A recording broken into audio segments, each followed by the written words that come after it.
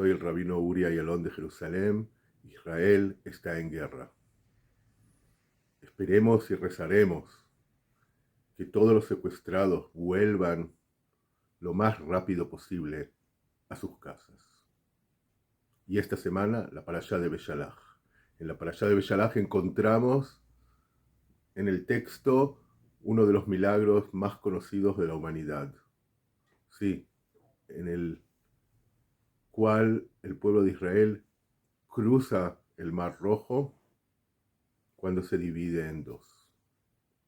Pero yo me quiero enfocar en lo que pasa al final de ese milagro.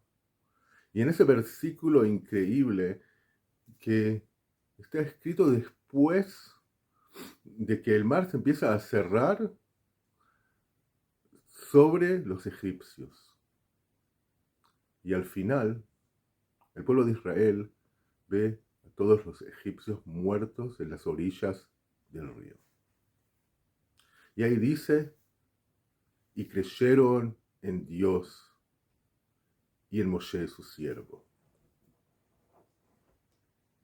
Lo leemos muchas veces, lo leemos cada mañana, cuando rezamos a ese versículo que nos cuenta sobre ese momento en el cual el pueblo de Israel cree en Dios y en Moshe su siervo. Pero la verdad que si pensamos un poco más, es un versículo sorprendente. ¿Cómo puede ser que nada más ahora, en ese momento en el que se terminó todo y el pueblo ya está de la otra parte del mar, ahí creen en Dios y en Moshe, su siervo? ¿Y qué pasó durante todo el tiempo, todas las plagas, todos los milagros, todo lo que hizo Dios hasta que salieron de Egipto? ¿Qué pasa en ese momento?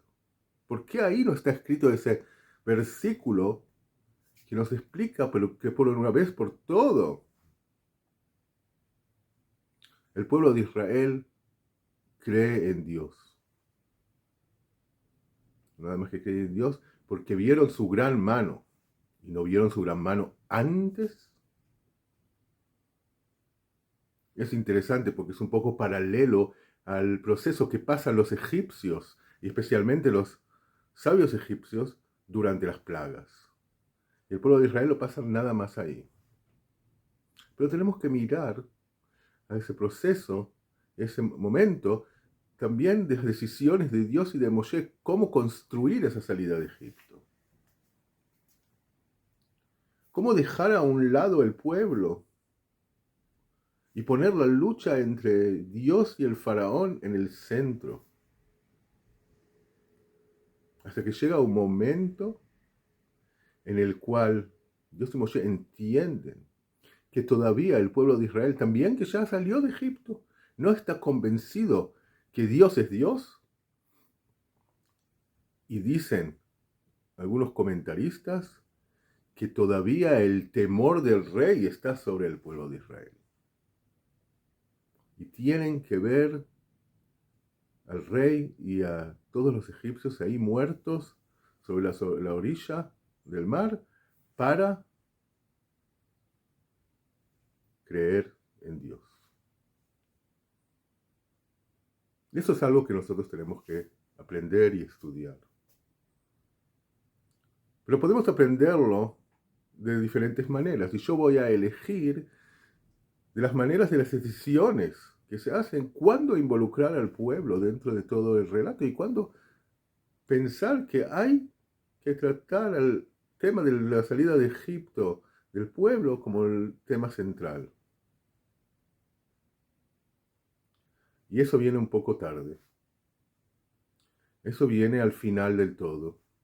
Eso podía venir antes y puede ser que el pueblo podía ayudar y no ser un pueblo de esclavos que sale tras, o se va sin mucho pensamiento. Es algo que no lo vamos a resolver nunca. Si esta manera es la mejor, si la otra manera es la mejor, al final tenemos que llegar a ese versículo.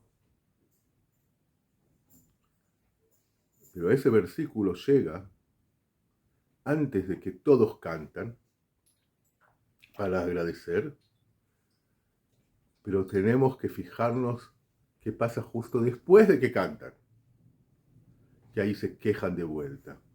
Y puede ser que la respuesta está ahí. La respuesta está ahí, que cuando queremos hacer algo grande, algo que cambia la realidad, tenemos que mirar todos los aspectos. Y también los que parecen que son nuestros ya. Que la gente está convencida.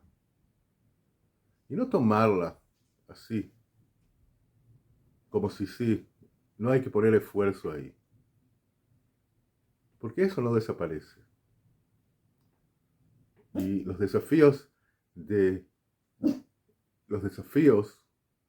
se van a hacer muy grandes durante todo el tiempo, porque el pueblo no pasó todavía de la fase de esclavos a la fase de un pueblo libre. Shabbat Shalom.